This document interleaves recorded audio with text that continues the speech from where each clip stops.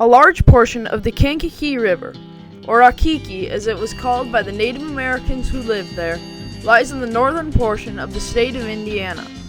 This area holds more history per square foot of soil, or in this case gallon of water, than the average river. The reason for this is that the Kankakee River was at one time one of the largest wetlands in North America. This Grand Kankakee Marsh, as it was called, has a history containing great explorers, war stories, machines, trials, and hardships. South of the marsh was a lake that size is unequaled in Indiana to this day.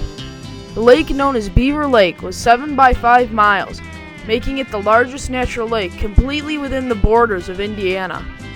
Both the marsh and the river were brutally attacked and battered, and in the end, both lost their battles. This is their story. The Grand Kankakee Marsh was formed by glaciers that held back a huge lake. 16,000 years ago, the glacier that held back the lake broke, and millions of gallons of water came crashing down on the land in an event that later became known as the Kankakee Torrent. This formed the Grand Kankakee Marsh and the largest lake in Indiana, Beaver Lake. Thousands of years later, their fates would be very similar. In 1666, the French were scouring the Americas in search of new lands to conquer in this New World. The French government sent a young military officer from a fort in what is now the state of Michigan, down the St. Joseph River, down the Kankakee, and eventually to the Mississippi River. His name was René Robert Cavelier Sieur de La Salle. Eventually, La Salle succeeded in reaching his goal of the Mississippi River Delta, and claimed the Mississippi River Basin for France, and called it Louisiana. When La Salle and his men first explored the Kankakee River, it was about 240 miles long, and the marsh that surrounded it occupied about 5,300 square miles of land, making it one of the largest wetlands in the United States. In the mid-19th century, draining efforts of the Kankakee Marsh began. Multiple ditches were constructed to do this, one of which was the Simbleton Ditch in southern Lake County, Indiana. These ditches, however, had very little effect on the marsh. However, all draining efforts were put on hold when the American Civil War began, thus preserving the marsh for a while longer. However, the river was not safe for long. In 1884, meetings were held by landowners along the Kankakee in South Bend, Indiana. At these meetings, they organized ways to dig ditches to drain the marsh. By 1910, most wetlands had been drained by dredging their source rivers. Such was the case with the Great Black Swamp in northwestern Ohio. This method was executed on the Kankakee River in 1917.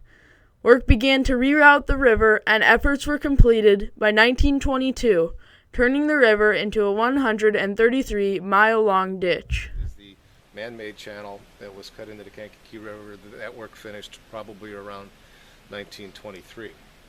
What we see off to the left of here are remnants of the original river channel, the actual river that La Salle and his men actually paddled down in 1679 on the Kankakee River. So the river was channelized to, as part of Manifest Destiny. It was taming the wilderness to make it of higher value, higher use, and for civilization progress. But what wasn't calculated into the equation was the conservation of fish and wildlife and all the benefits that you get from a healthy river. Beaver Lake was the largest natural lake in Indiana. It was 7 miles by 5 miles. In the middle of the lake was an island which later became known as Bogus Island due to the fact that there were horse thieves, counterfeiters, and other criminals hid there. These criminals dug out tunnels in the island to hide and to do their work of counterfeiting money. However, Beaver Lake would end up with the same fate as the Grand Kankakee Marsh. There were several landowners. One of them's name was Lemuel Milk, and he owned, I forget how many acres now, 40,000 acres, but no one could own the Beaver Lake. It's like 7.5 miles by 5 miles, and you could own all around it. But so Milk and some of those guys, they owned everything all the way around that giant lake. And he knew that once he drained it, then he owned that too. So he got another 15 or 20,000 acres or whatever, you know. So it was a cagey move on Milk's and some of those guys' part. Beaver Lake was later drained by Lemuel Milk and turned into farmland. Around this time, mechanized farming was being implemented in farms across America. This caused for a large push of the development of farmland to keep up with the ever-increasing demands of the country. At this time, land speculators seized the opportunity to buy the large portions of the Kankakee swamps with the vision of draining their claims in the near future.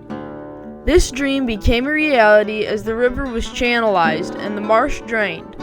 These land speculators then sold their now large claims to farmers who were moving into the area and made a large profit. In his book, Pioneer Hunters of the Kankakee, J. Lorenzo Wyrick wrote about the hunting of the Kankakee River. This I know, as I have hunted as far north as I could, yet be in the United States, and as far south as the Gulf of Mexico, and as far west as the Rockies, and I have never found a place that equaled the Kankakee swamps for the variety of game to be found there. Before the Grand Kankakee Marsh was drained, it was home to hundreds of animal species. Many of the animals that lived there, such as passenger pigeons, prairie chickens, and wild buffalo, were overhunted and eventually either became extinct or no longer lived in the area. It is also believed that the marsh was so vital to waterfowl that after it was drained, 1/3 of America's migratory bird population was completely wiped out. Today, we understand how important resources like marshes are, but when the marsh was drained, they didn't know that marshes act as nature's kidneys and filter the water and purify the air.